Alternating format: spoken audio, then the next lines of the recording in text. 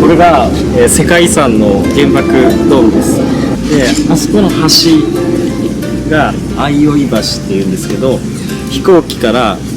原爆を落とす飛行機からすごく橋が見やすかったので、ここを中心にめがけて原爆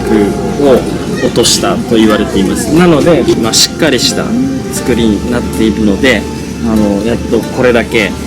原爆の被害からもうこれだけ建物が残ったので、これを、その原爆の恐ろしさとか怖さっていうのを、次の人に伝えていくためにこれを残して、しっかり、修理をして管理をして、で世界遺産として、